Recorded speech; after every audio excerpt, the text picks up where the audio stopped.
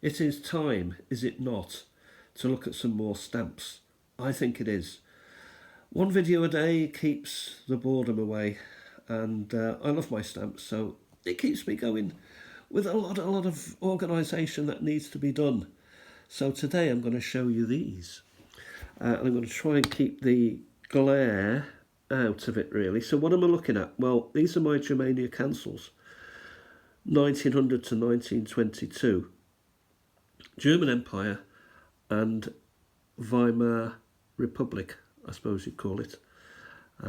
So from the start of the century until just past the end of the First World War, and then after the collapse of the Weimar Republic, there was all sorts of shenanigans, and I mean, those stamps are for another day. They're quite interesting themselves, the stamps that follow this. But we'll stick with this at the minute. So what I was really interested in was the cancellations, to get the real sort of details of the stamp, where it's been cancelled, what the year was, and the town or the city or the village or the area that the stamp is from. Now in today's, when you look at today, everything is done by machine, so all the stamps that are, well, if anybody buys stamps and sends a letter with a stamp, they go through a machine and it's done at some sort of central place somewhere, and all the loveliness and all the identity of that stamp's journey has been eviscerated.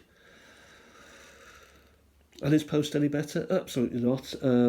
We have less post now than we've ever had, and it costs an absolute arm. Well, put aside the cost, the soul, the heart of the stamp is being systematically destroyed. Once they stopped sending bills out with stamps on them, that was probably the beginning of the end. And the email, though nobody writes emails anymore, text messages now is done for it anyway. So we look at the first stamp. Enough of that. We're here to talk about stamps. So here we have Freiburg in Germany, and it is the year 1904, the 23rd of November, and this stamp has started its journey somewhere. It is a Deutsches Reich stamp. It's nice and green, and it cost 5 Pfennig. Very nice. We'll go down to the next one. Now here we have a blurry old stamp. This stamp has been well and truly socked on the nose, and it has been cancelled in Elberfeld. I have not looked up any of these places. Some I've heard of, some I've not heard of. Elberfeld I have not heard of. It is the 19th of January 1903. I bet it's snowy there.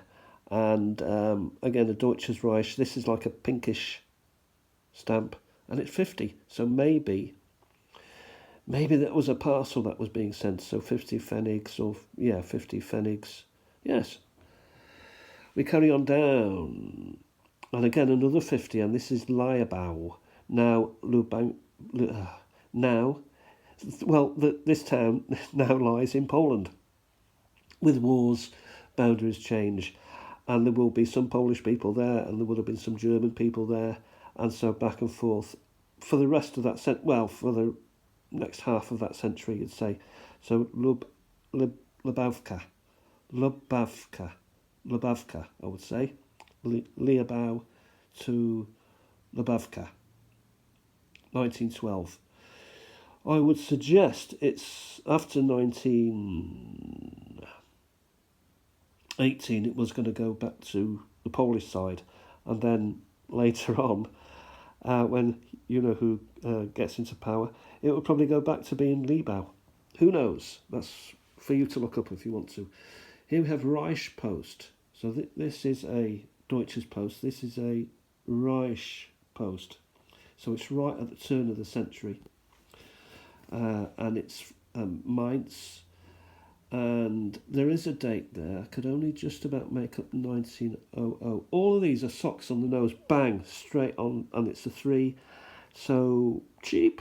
I mean, it's the cheapest one yet, isn't it? We've had 50s and we've had a 5, so yeah. So it's fairly, there must be different stuff that's going through the post. What? I don't know. Here we have Berlin West with a W, so I'm presuming it's Berlin West, but look at the clarity of that Berlin and the date, 1906. And probably gives 910 something. What is that? Is that the time? I mean, now you put a thing in the post and it's like there's nothing to tell you when it was posted and when it's coming and where it's from. And it takes hours. It takes weeks for it to come sometimes. Whereas before, anyway, enough ranting. But before, in the First World War, I read this fact. It took 3 days for a letter to arrive home from the trenches. And they can't even get one the next day now. Well, they can if they wanted to. Sometimes you get the post before they've even sent it. Heidelberg, here we go. 26th of the 6th, 1920. So we're just about, and this is a 20 Pfennig. We're just about to go into some awkward times for the German economy, and the cost of stamps and the cost of everything really is about to go through the roof. That is a lovely stamp there with a smack on the nose. 26th of the 6th, 20. We move up. We avoid the glare. And here we have Hamburg, and we have a double header. So we've got 2 stamps here, stuck together, a pair, one would say. 16th of December, 1920. I bet it's cold. Hamburg, it's just come out of the war. Oh, yeah, and somebody's needed to buy 2 of these stamps to send their particular letter or parcel. We continue, and we go to Berlin. Berlin Southwest, by the look of that stamp. And it's a fairly nice cancel. It's to the side rather than, the right way up, but it is nice. 10th of November, 13. So a lot of these stamps have been sent during the winter months. I don't know if that means anything whatsoever. Who knows? Okay, we now go to the next stamp, and I love this stamp because it's got Kontchen. So I had to look it up. First of all, I had to discover CONTCP, what's going on.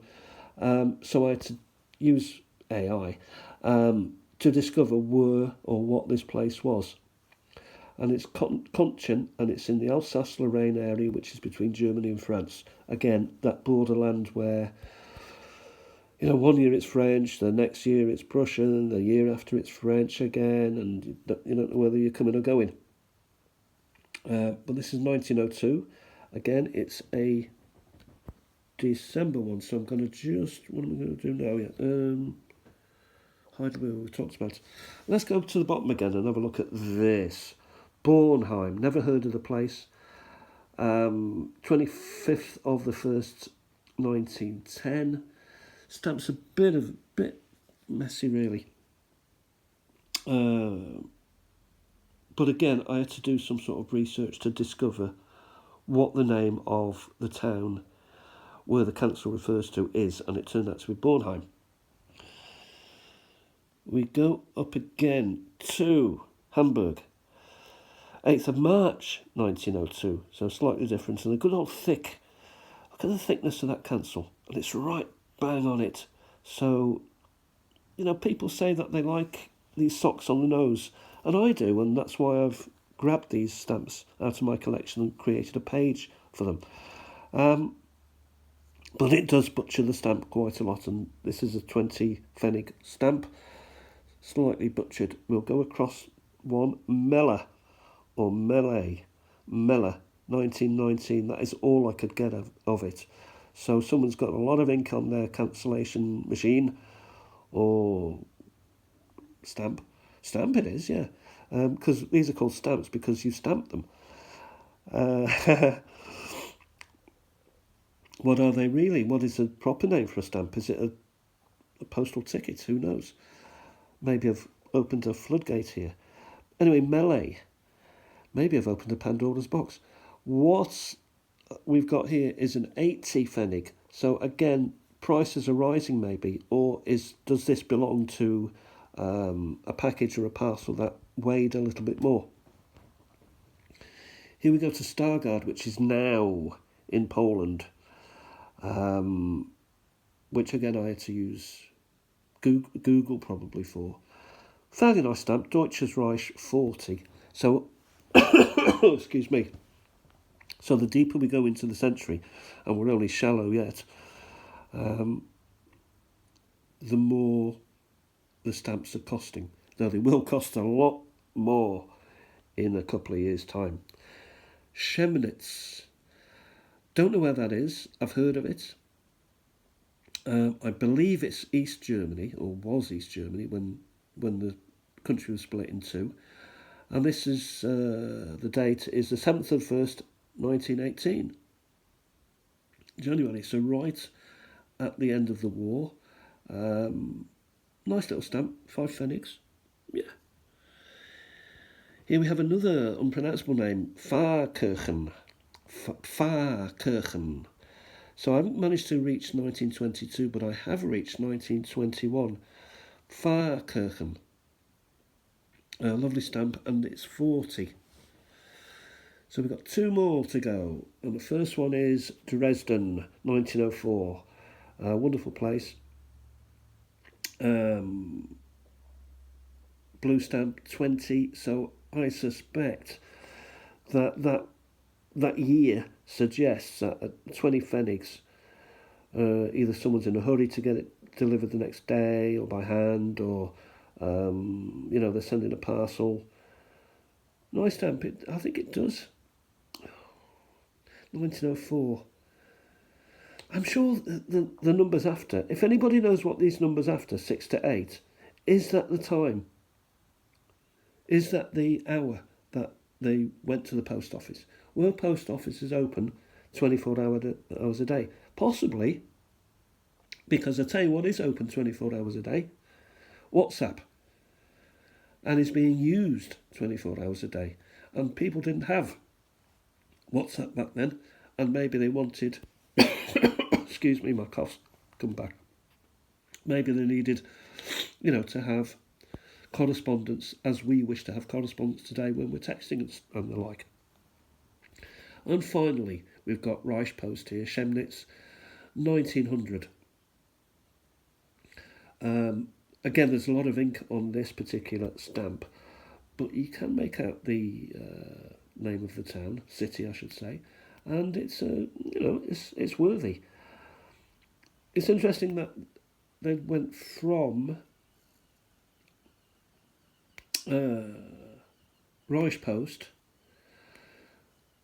into Deutsches Post, and I think, though I don't know, I think there may have been a cut-off point. Now, was it? I don't know is the answer to that, so maybe someone out there can let me know. Anyway, that's all I've got with regards to these. I keep an eye out for more. When I see old German stamps, I'm looking for the sock on the nose and the the name of the town that is legible, that I can add to this collection. I haven't got very far, but it is a nice. I'm too short of a full page at the minute, so wish me luck, and we'll talk again soon. Thanks for watching, and bye for now. Bye bye.